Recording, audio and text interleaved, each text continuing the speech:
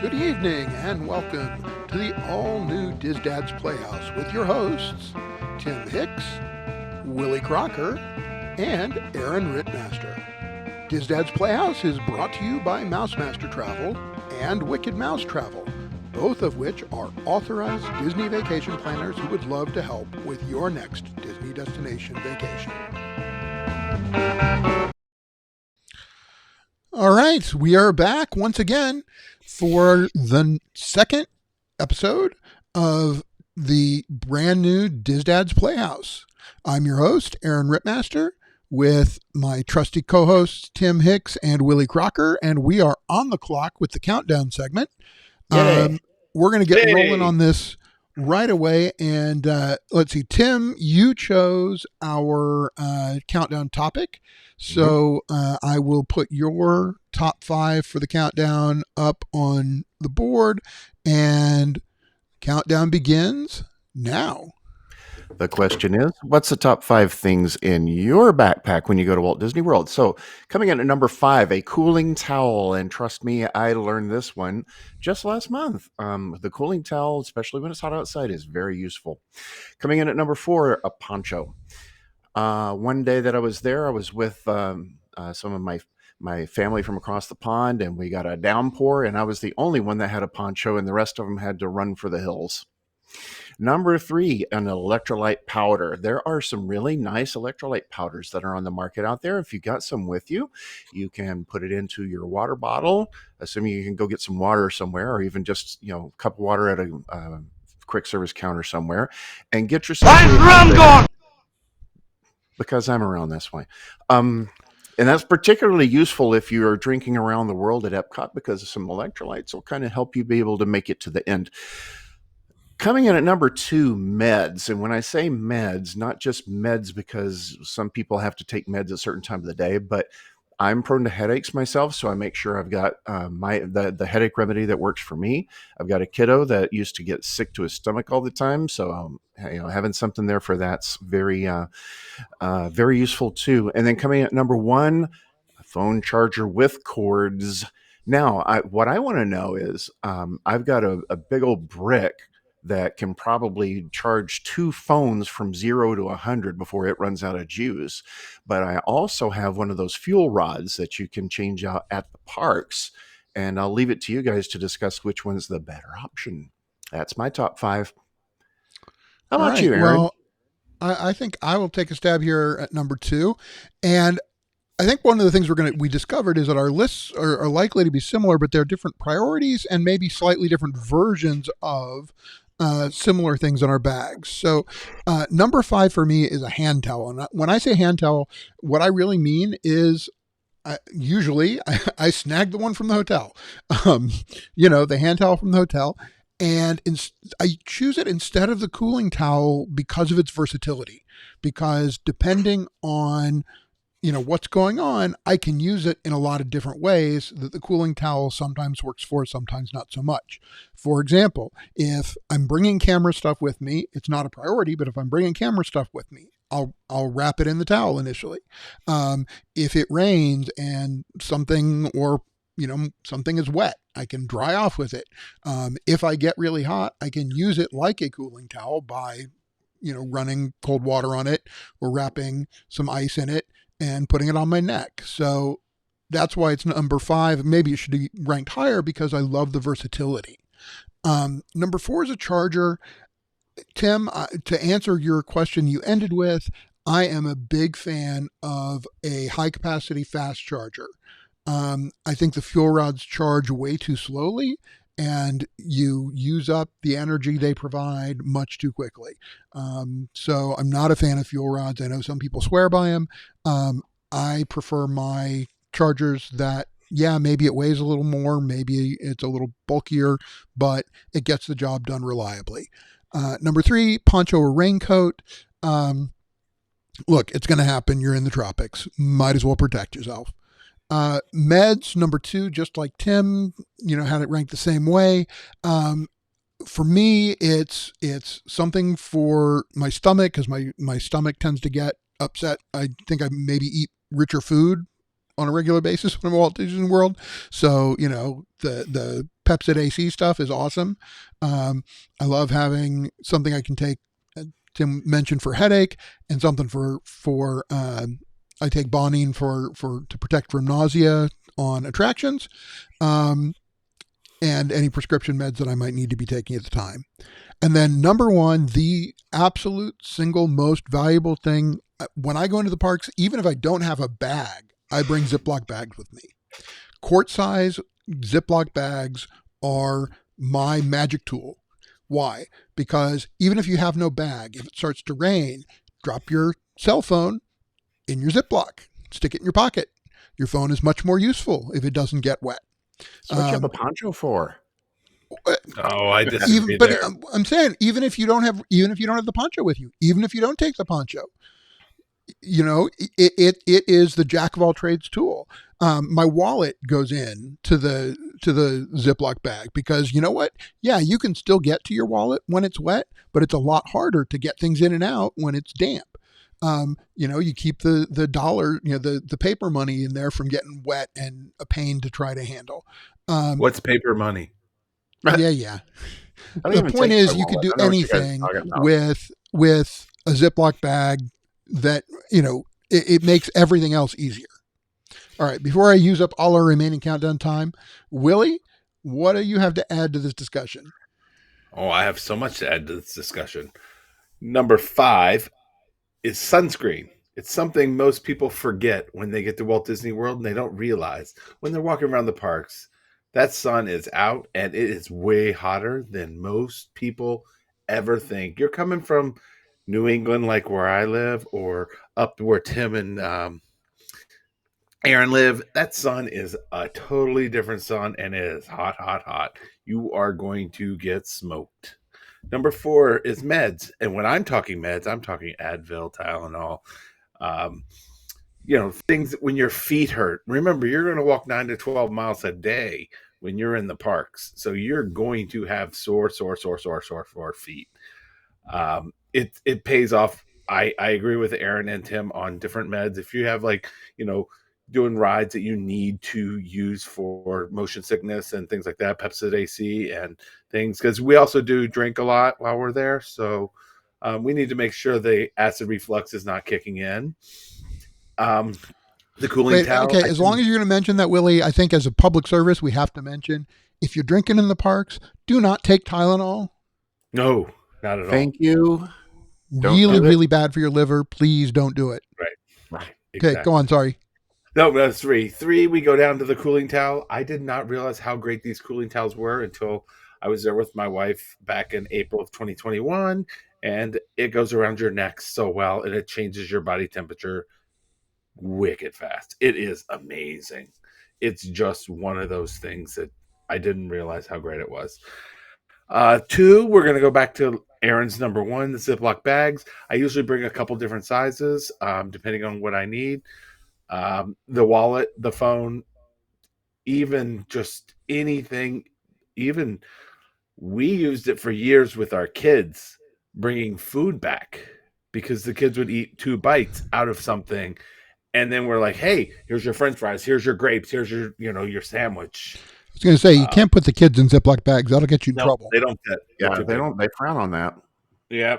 And then the number 1, of course, is the battery backup and the cords. Make sure you have a cord, even if your battery backup does offer a cord, just in case you need to be able to use it. I honestly just ordered a new 38.8 battery backup. It will charge an iPhone 15 up to 4 times in one day. So Wow. that is my newest purchase.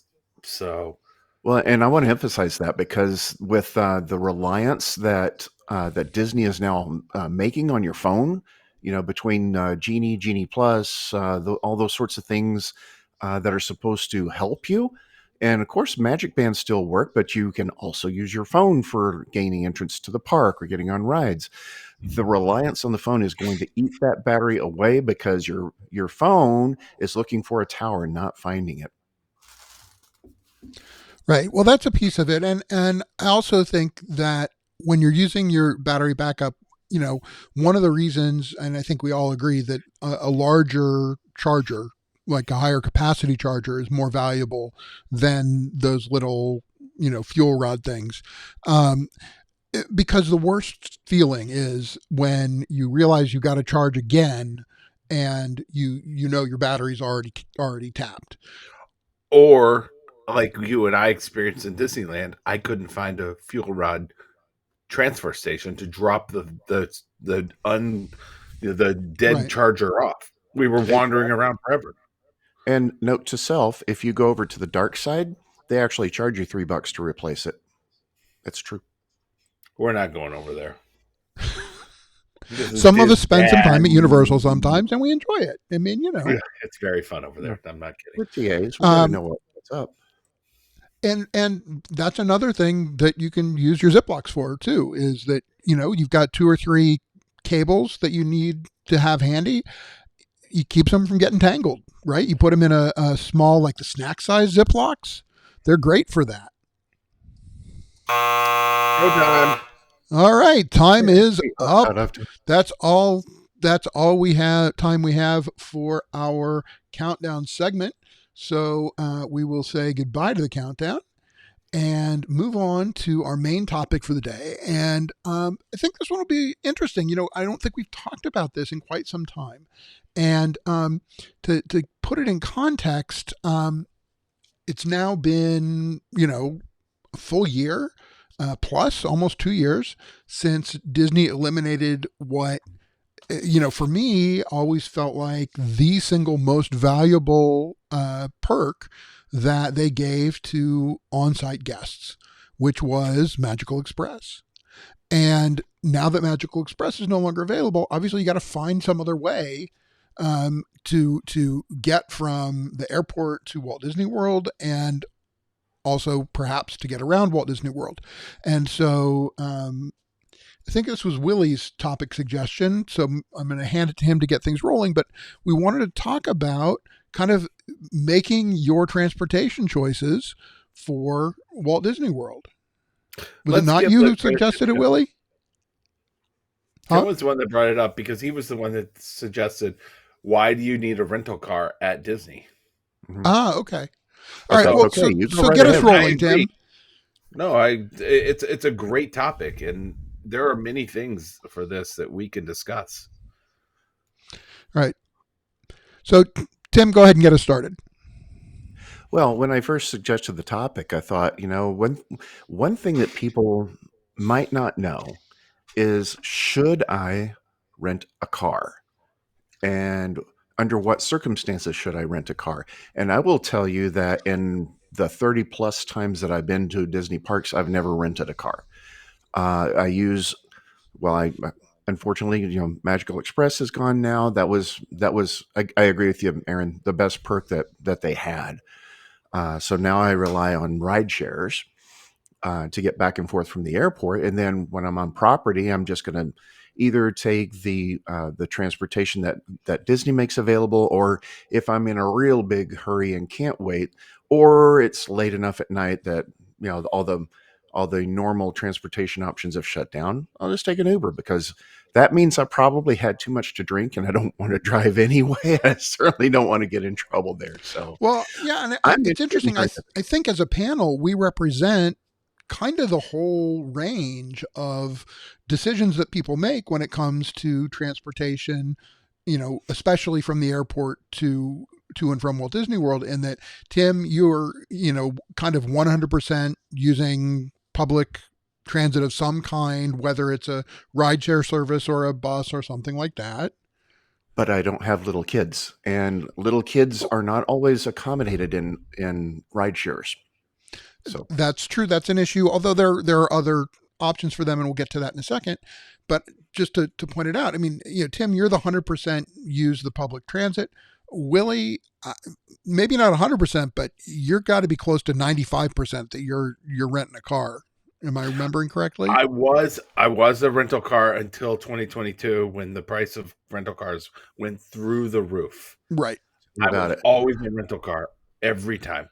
I could get a rental car basically cheaper than I can get a ride share. And because, like I said, I can say there's things I'd like to do, from going to the outlet over at the Disney outlets to running to the grocery store, the liquor store, the wherever else I wanted to go. I could run and do that. And if I needed to get to the airport when I wake up late because Magical Express picked me up way too early, I had a car to get me to the airport. All right. And so I'm 50-50. I'm really, I will use a ride share. I've used a couple of different transportation services, and I've rented a car. So I think we'll have some interesting perspective here. Tim kind of framed the question as, when is it most worthwhile to rent a car as opposed to use public transportation of some kind, or a shared transportation of some kind. And, Tim, I think you got us kind of rolling with one of the first issues that people run into, which is that other than, with the exception of minivans, which still are not fully doing airport runs for everybody from, to and from Walt Disney World, aside from minivans, you can't really guarantee, car seats, appropriate child safety seats in a rideshare vehicle. Right. Well, not with a consistent time of being picked up. You can, or consistent reliability of the driver having appropriate seats, knowing how to install them, right. All You're not of those guaranteed to things. be correct, the correct install. Yeah. Yeah. Which lends itself well to the other options that are available via Mears/Sunshine. Right. That's another option. And it's a pretty inexpensive option. The one gripe that I always had about Magical Express and now Mears/Sunshine is that depending on the resort that you're staying in, it may take you an hour and a half to get from the airport to your resort because you're making stops here and there. That's an understatement. Like I've sat at the airport for 50 minutes before we ever left. Right. Yeah. So they're really, I think you've really encapsulated for me the biggest flaws of those shared bus services is basically what they are. And that is, the plus side is that they're inexpensive and you don't have to use car seats, and they're Correct. safe without car seats. But the downside is that it's shared. And so you have to wait for other people. And that means waiting for other people while the bus fills up before it'll take you out to the resorts. It means waiting for other people when you're getting off the bus, because you're going to make more than one stop. You're going to, have to accommodate other people getting off different places than you. And I feel like I'm always the last one off. Doesn't matter where we go, we're always last. Right. Isn't that always the truth? Now, the opposite extreme is, what Willie was talking about, which is renting a car because it's probably the most expensive option most of the time, but it also gives you the most flexibility. I mean, you get off the plane, you walk to your car, and you're at your resort in 30 to 35 minutes. Yeah, I mean, it's quick. Now, I will say there still can be issues with car seats sometimes. The rental car companies will allow you to, pay them up front for car seats. You can bring your own car seats, but even if you pay up front, it's on an as available basis. So It does happen, especially at peak times, where a rental car company will simply run out of seats.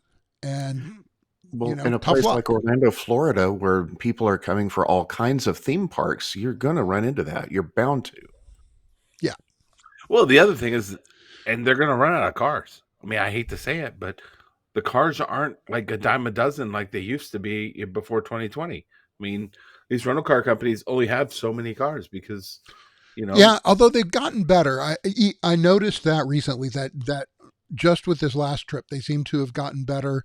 They seem to have, more availability. We even have some new rental companies that are in the business. Not that I would necessarily trust them. We can get into that as well. I think in Orlando in particular, you're wise to weigh the price point of the rental cars with their reliability and customer service ratings, because there are some just absolute customer service horror stories from some of these smaller car rental companies. I'm a big fan of, if it's on the airport property, I'll rent there. If I have to take a shuttle, I don't rent there.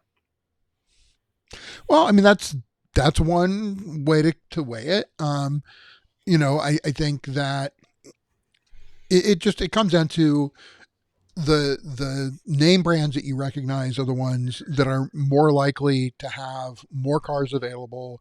They're more likely to have more well-established reservation systems, so they're Mm-hmm. not as likely to be unable to deliver the car you reserved. Um, and frankly, the usually, I don't want to speak across the board, but usually with the more well-known companies, the biggest problem is getting hard sell on the insurance or Right. some upgrade, which is annoying but not fatal, like not having the car for you when you go to pick it up, or not having a car that's been properly serviced when you go to get it. Right. And Willie, to your point, if you go to DFW, you have to. You don't have a choice. You have to go to an outbuilding where all the rental car companies have their cars. So Yeah. And it's the same in I just Boston. picked that out. Yeah, right. It is. Yeah. Now, Tim, you mentioned that you've been using rideshare services a lot. You want to talk a little bit about sort of the way that those are used at Orlando Airport, because it's a little different maybe than some people are used to with their local airports. What do you do to catch a rideshare at MCO? Well, then that's something you really have to familiarize yourself with. And I actually had this problem on a recent trip. I forget where I was, but it was, oh, you're supposed to go to this level. Oh, I think it actually was at Orlando. It's like, you got to go to this level. No, not this level, that level, because you got buses that go on one level and the ride shares are not allowed on that level.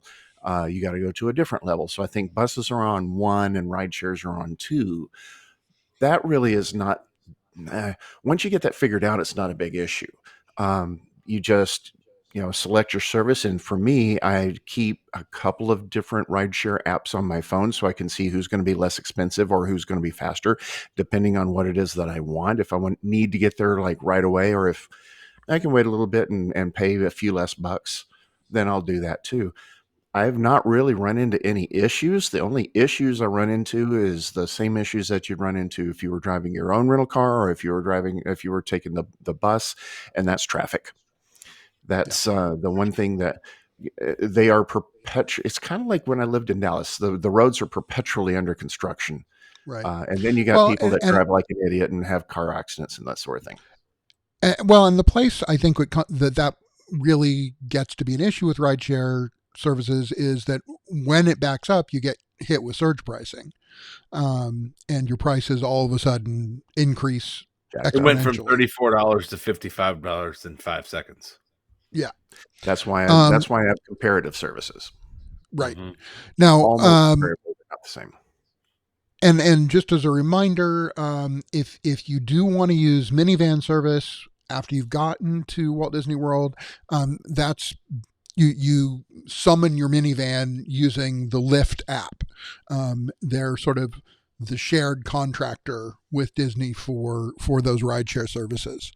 I've personally used minivan a few times, and it's Yeah. absolutely amazing. And Disney makes space available for minivan that they don't make available to any other rideshare service too. I noticed that this past time at Epcot, Yeah. it's like they come right up into the bus area if you're in a minivan. Otherwise, you're like way the heck out there in the parking lot. Right. Well, the other thing is, if you want to go to Hoop-Dee-Doo, it drops you off at basically the drop off of the Hoop-Dee-Doo on Lyft, compared Exactly. to if Lyft drops you off, they drop you off at the main entrance of the campground. Right. So, And that's just, because those those other services are not given the benefits of being treated as Disney transportation. Minivans are treated as Disney transportation because they're being driven by Disney cast members. Um, those are the real benefits. I mean, look, there's no way around it. Minivans are significantly more expensive than a comparable rideshare vehicle. Except the difference is your drivers are all Disney cast members. They've been trained to properly install child safety seats. They're guaranteed to have the child safety seats available there in the minivan and the ability to quickly and accurately install them for you. Um, and they've got bigger vehicles, so they can handle larger families that sometimes are a problem for other ride shares. That's why they're called minivans and not mini sedans. There you go. We should mention that there are some alternative transportation services that have popped up since the end of Magical Express. The one that we've used most frequently and recommended most frequently is Away We Go, which is a flat rate minivan or a flat rate van service. They'll take up to, I believe it's 11 or 12 guests for a single price. 11 guests. Okay. 11 guests for a flat rate price. And when you break it down per person, sometimes with a large family, it's cheaper to take Away We Go than it is to take even what would normally seem like a less expensive service because they charge you per head. And that all kind of balances out. And the service from Away We Go has been excellent. I've had no problems with Away We Go whatsoever. Yeah, they are and there are a couple other similar services that have cropped up since, but none that I've used consistently like Away We Go. And then there's still private car services that, yeah, you pay a premium, but generally speaking, you get premium service. The folks that I've used most recently that have been the sort of the highest end service is a company called FSC Luxury Transportation, which has I used them because I had clients who wanted meet and greet service, who wanted that higher end, somebody meeting them at baggage claim and walking them out to the vehicle and all that. And they still provide that. A lot of the private car services don't do that anymore. They do curbside pickup. And they'll text you the slot where they're parked and you have to come out to them. It's still pretty convenient, but it's level of service is different. Yeah, but it's a slightly different level of service. I use the new company, Cedar. It's Cedar Trans. It's a new company. They started in August of 2022, and they are very good. I have a client that is going to use it starting on November 11th, and they have been absolutely amazing. 100% contact with me all the time. So it reminds me just of Away We Go, where it's just easy going and everything else. It's just the customer wanted a different style ride. So sure. Well, and there we go. So the bottom line is that there is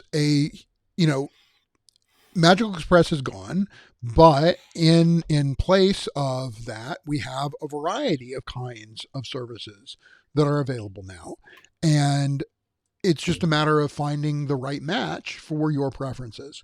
Now, we're about out of time, and I feel like in some ways we haven't dug into this nearly as far as I would have liked us to. But I want to do one round, just quickly around, and have each of us kind of share.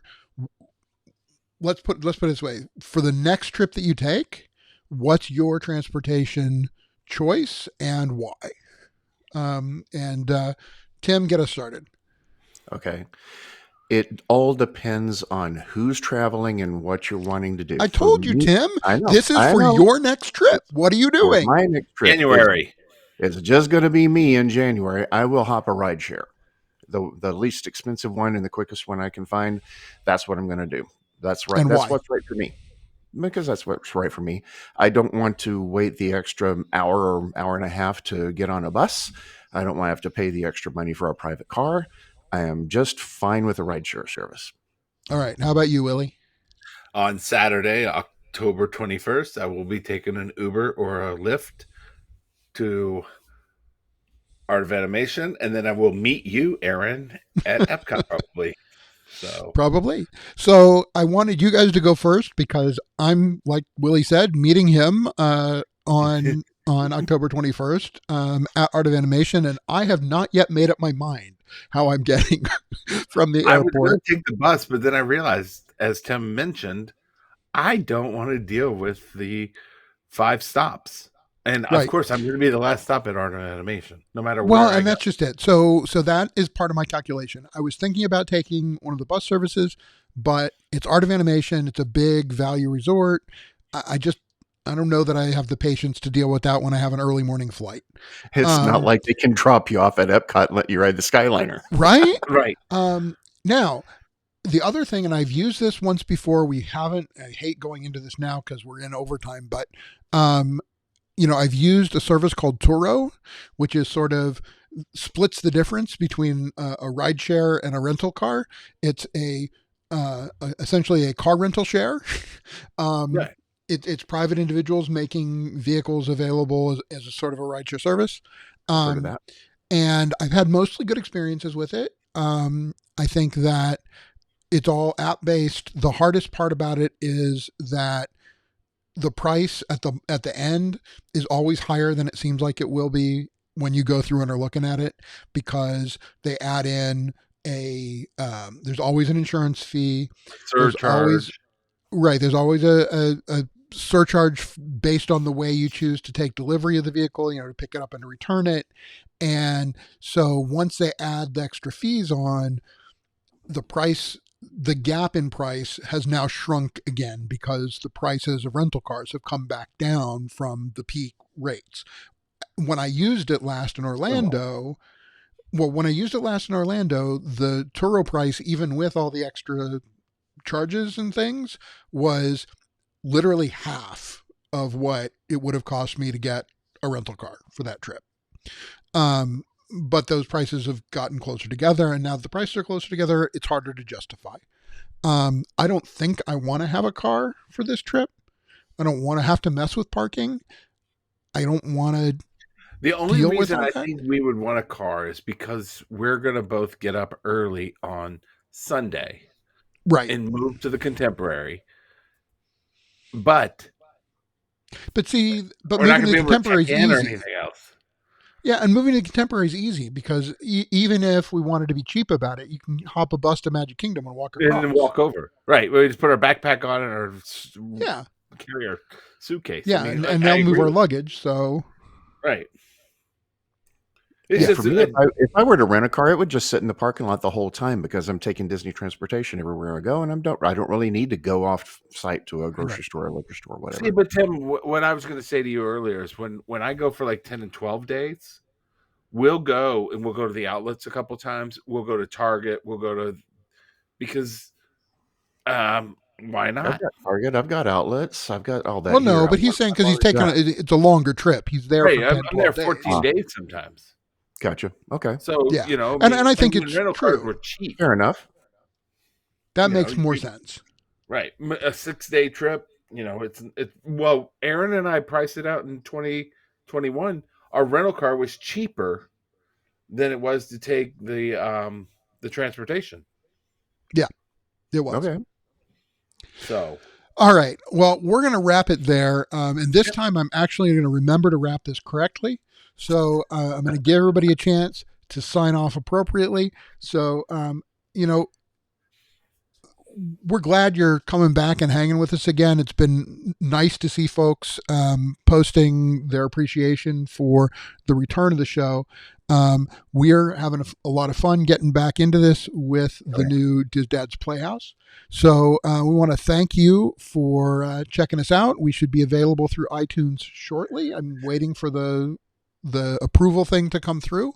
But in the meantime, we're going to continue to publish the way we've been publishing. And we'd love your feedback on what you think of that. I've been your host, Aaron Rittmaster. And if you want to email me and tell me about your experiences and, what you want to hear from us. I'd love to hear from you. You can email me at Aaron, Aaron, at mousemastertravel.com. If you want to reach out and explain to Tim, why he needs to be more open-minded about his transportation choices, you can email him at, and you'll find that I'm absolutely right 100% of the time, tim.hicks at fantasticmemoriestravel.com. and if you want to get in touch with Willie and remind him that, hey, you've seen him in the parks and you don't want him behind the wheel, you can email him at Willie, Willie, at wickedmousetravel.com. I do want to give a big shout out to one of our biggest listeners in the world. He's down in New Zealand. His name is Simon Morrow. He loves the Biz Dads. So we have to cheer for Simon down in New Zealand. All right. Well, nice to hear that. Simon, you are our most distant fan at this point. Correct. I believe you qualify. True. So thank you for listening to the show and letting Willie know that you're paying attention. Until next time, I've been your host, Aaron Ripmaster, with my trusty co-hosts, as always, Tim Hicks. We'll see you real soon. And Willie Crocker. Have a wicked wild night. There it is. It's back.